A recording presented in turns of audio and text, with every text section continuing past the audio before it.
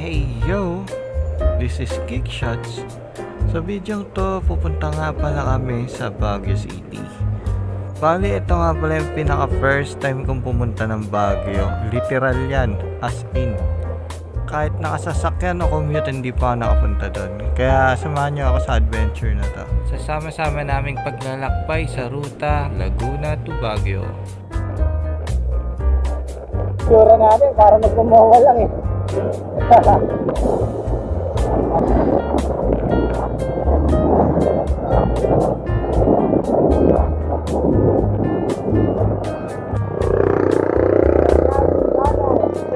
na kami ng Las Piñas, punta na kami ng sabay side pasig ng Florida.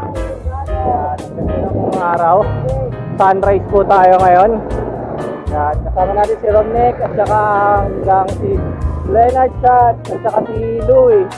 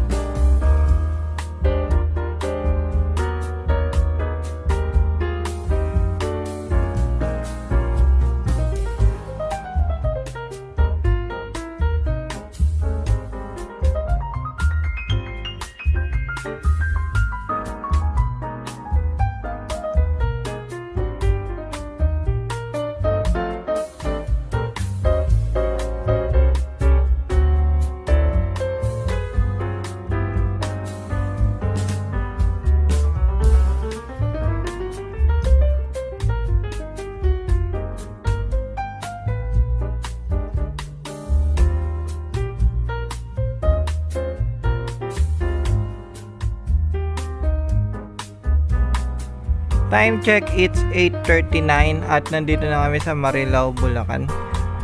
Tumigil lang din kami dito para mag-almusal. Dala nga pala ni Leonard yung tent namin, just in case na wala kaming tutulugan. Arto guys, arto.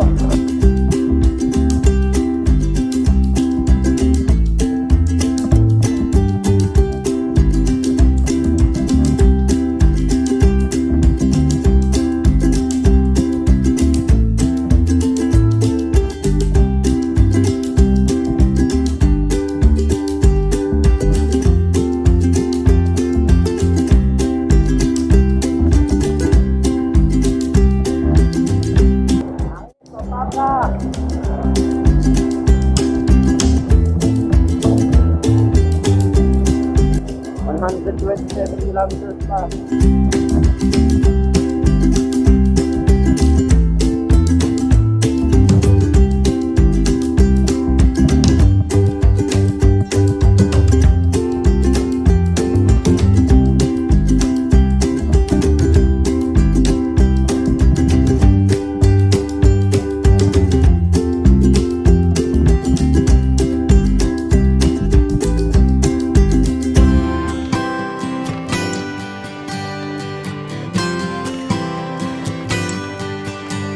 Bali, pagdating nga pala namin dito sa may San Fernando, Pampanga, merong hindi inaasahang pangyayari.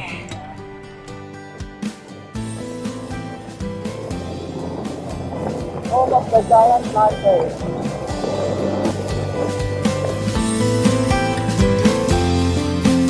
Kung mapapansin nyo, napakanan kami dito sa may Dolores, which is ang daan dapat ay dito sa may U-turn slot sa ilalim ng overpass. Hindi na dapat namin naaabutan na ang SM Pampanga at ang masaklap ay nakaabot pa kami ng Mexico, Pampanga.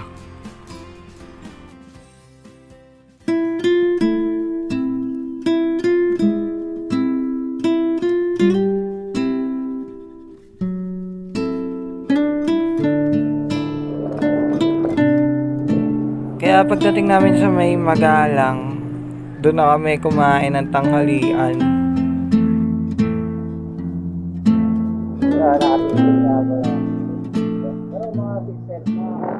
Kaya pagkatapos lang namin kumain dito, diretso na kami ulit sa paghahanap ng ruta papunta sa Bamban Bridge. Babalik kami ulit papunta sa Bamban Bridge.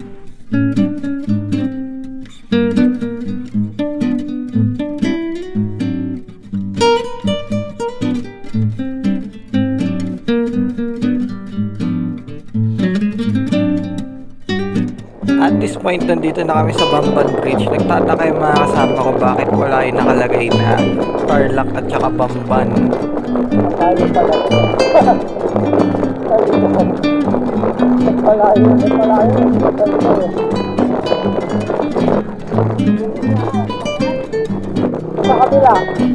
Hindi nila na-notice na bounding kami pa Manila. Galing na kami ng Tarlac kasi. Magaling tayo eh. Hindi na tayo dapat dadaan sa ganun.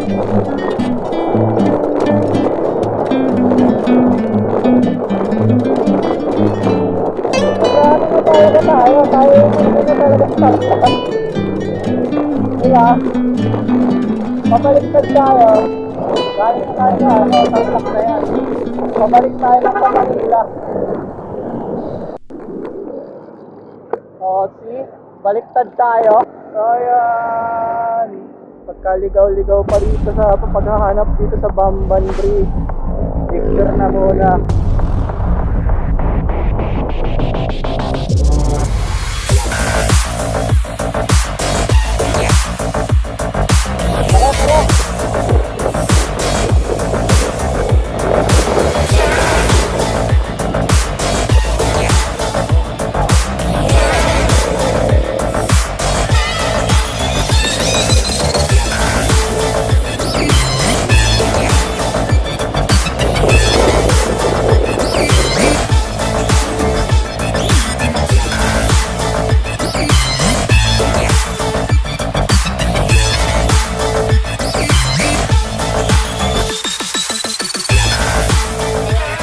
I think mga 3 arko na lang bago kami makapunta sa aming stopover. Doon kami mag-overnight sa Bayambang, Pangasinan.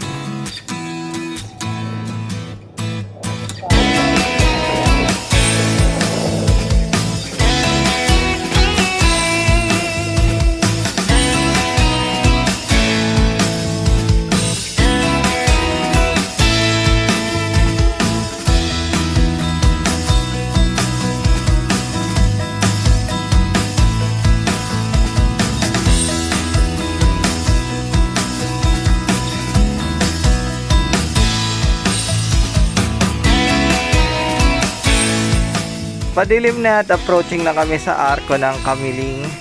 So, hindi na ako nakapag-video mula rito hanggang sa arko ng Pangasinan. Basta doon na kami mag-overnight sa Bayambang.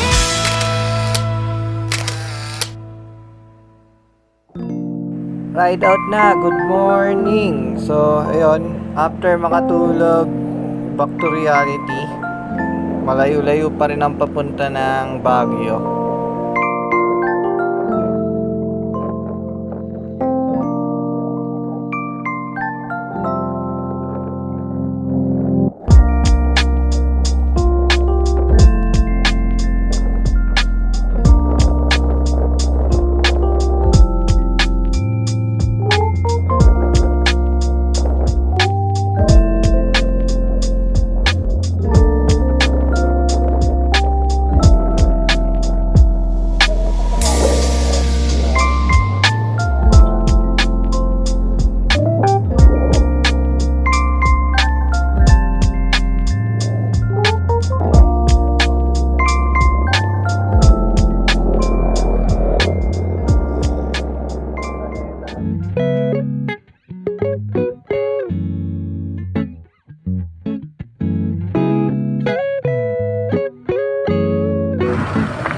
Laon nyo na, Kek!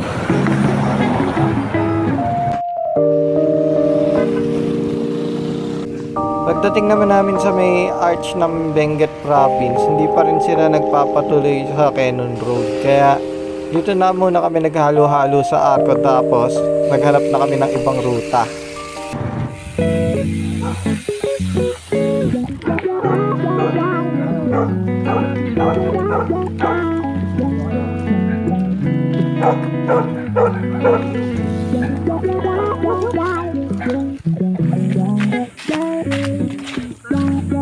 Tarek. Ano to ba? Anong barangay? Saitan Cemetery. Shortcut papuntang Marcos Highway. Ito na yung pinakababis na dadaan. Saitan Benguet. Ito yung wala masyadong dadaan sa sakyan pero maganda ang ahon. Palumanay lang. Leonard, sabi sa'yo shortcut 40 km shortcut. Wala GG sa bag mo, kaya mo naman. Kaso mabigat ang bag mo. Parang sambong na to eh. Parang sambong no, say parang sambong eh. Alam nyo, meron sambong sa Laurel, meron dito sa Benguet din. Oo.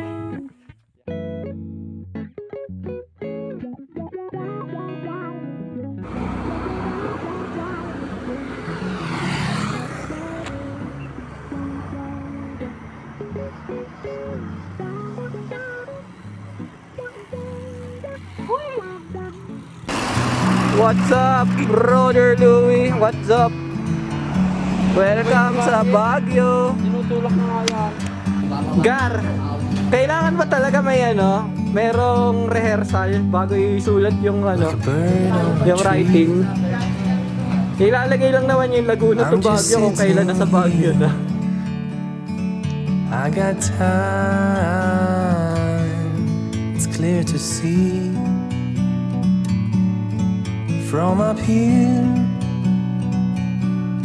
the world seems small. We can sit together. It's so beautiful, you and me. We meant to be in the great outdoors, forever free.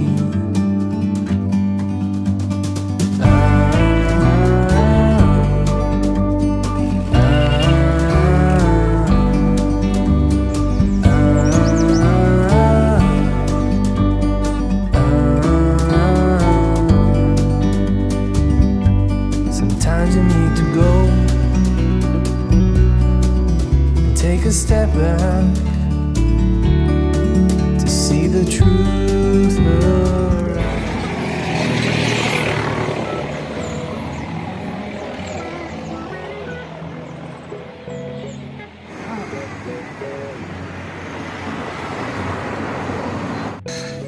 Ano na, Gar?